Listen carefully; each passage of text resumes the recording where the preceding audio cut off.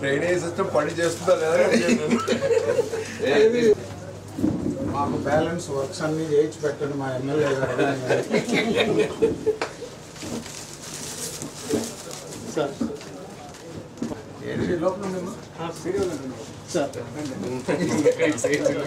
Rakesh okay sir.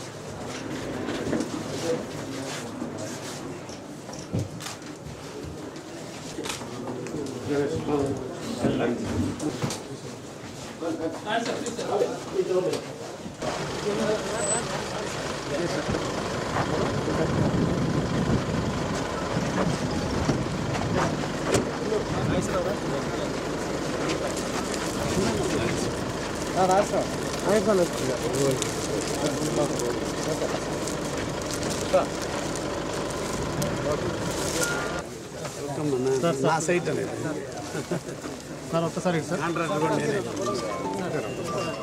Okay.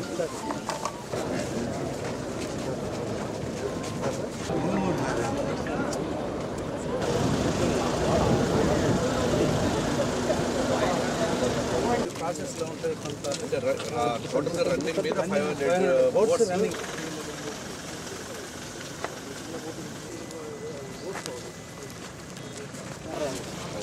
అందుకని ఇది +3 level పెట్టి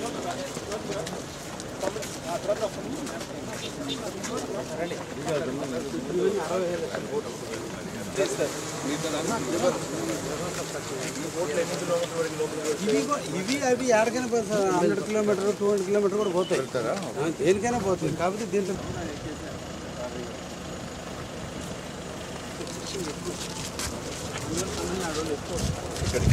ఏంటంటే సముద్రంలో సీట్ వాటర్ ఎక్కువ యాడ్ అవుతాయి, అందువల్ల తమిళనాడుకి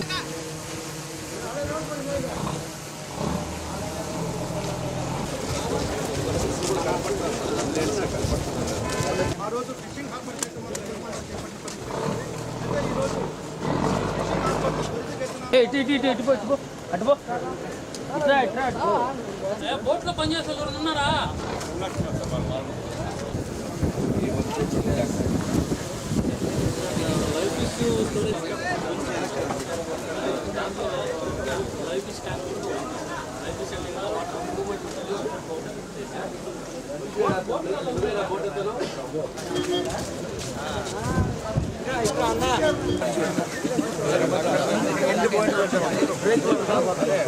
అందుకే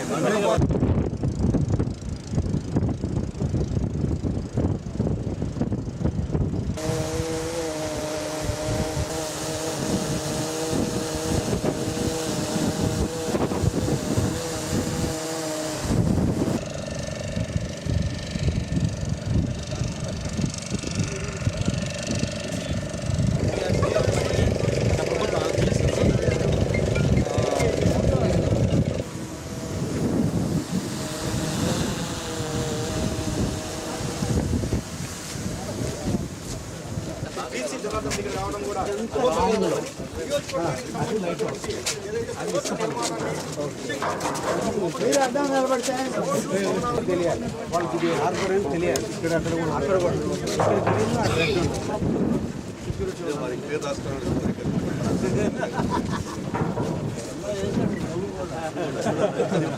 సేమ్ కలర్లో ఆడు ఉండేది, లాంగ్లో ఉండేది, అది కొద్దిగా తిరగండి మా బాబు పక్కన.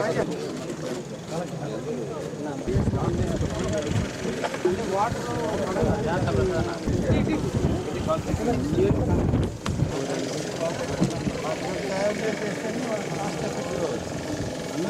దూరం అయితే మన ట్రాన్స్పోర్ట్ ఇబ్బంది.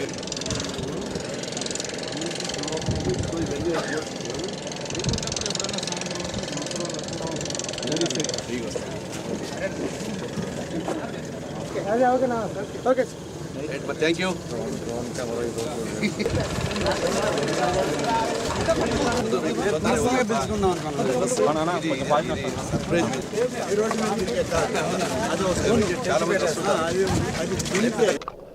మా ముఖ్యమంత్రి ఆదేశాల మేరకు నేను మరియు మా ప్రిన్సిపల్ సెక్రటరీ అయినటువంటి సురేష్ గారు, అన్న రామనారాయణ గారు, ఎమ్మెల్యే గారు, రవిచంద్ర గారు, కలెక్టర్ గారు, సిఇఓ గారు అందరం కూడా కలిసి జువ్వలదిండ ప్రాజెక్టు సందర్శించడం జరిగింది.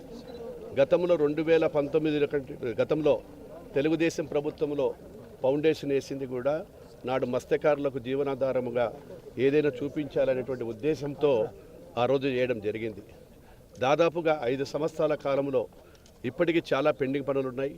ఏదైతే మత్స్యకారులకు వాళ్ళ చిరకాల కోరికైనటువంటి ప్రాజెక్టును త్వరలోనే ఒక 3 నెలల నుంచి 6 నెలల లోపల దీన్ని కంప్లీట్ చేసి మత్స్యకారులకు అందరికీ కూడా అంకితం చేయాలనేటువంటి సదుద్దేశంతో ముఖ్యమంత్రి గారి ఆదేశం మేరకు వచ్చి తిరిగి రివ్యూ చేసుకొని ఇక్కడ ఉండేటువంటి ఇంకా నిలబడిపోయే పెండింగ్లో ఉన్న పనులన్నింటినీ కూడా ఏ విధంగా కంప్లీట్ చేయాలి, ఇక్కడ ఇంకా కొన్ని కొత్త ప్రపోజల్స్ కూడా కలెక్టర్ గారు, స్థానిక ఎమ్మెల్యే గారు అందరూ కూడా చెప్పడం జరిగింది, మంత్రులందరూ కూడా.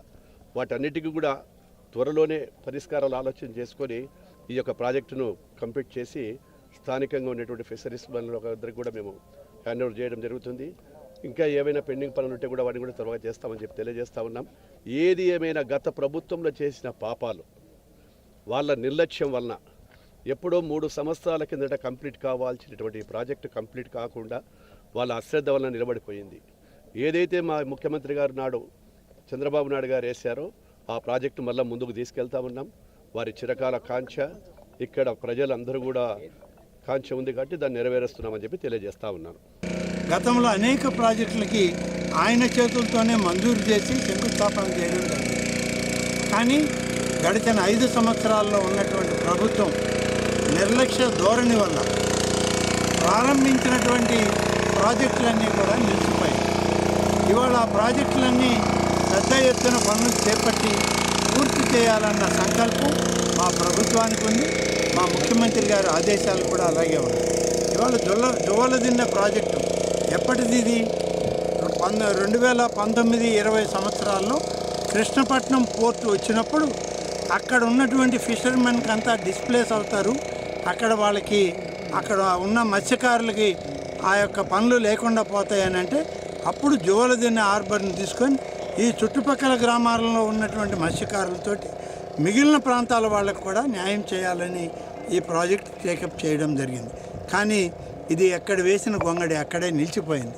ఈరోజు మా ముఖ్యమంత్రి గారు ప్రత్యేకంగా మన మినిస్టర్ జనార్దన్ రెడ్డి గారిని, అధికారులను అందరినీ పంపించి ఇది చూడండి, తప్పకుండా రాబోయే 3-4 మాసాల్లో ఈ ప్రాజెక్టులో త్వరితగతిన పనులు పూర్తి చేసి ప్రాజెక్టును ప్రారంభించి ఈ యొక్క జువ్వలదిన్న హార్బర్ని మనం మత్స్యకారులకి అంకితం చేయాలి. ఇది వెంటనే జరగాలి అని చెప్పి జిల్లా కలెక్టర్ గారిని వీళ్ళందరినీ కూడా సమన్వయం చేసి ఆదేశాలు ఇవ్వడం జరిగింది. అందువల్లనే ఇవాళ ఇంత పెద్ద ఎత్తున అధికారులు, మంత్రులు అందరు ఇక్కడికి వచ్చారు. ఇదే కాదు, స్వయంగా చంద్రబాబు నాయుడు గారు శంకుస్థాపన చేసినటువంటి దగదర్తి విమానాశ్రయం కూడా ఉంది.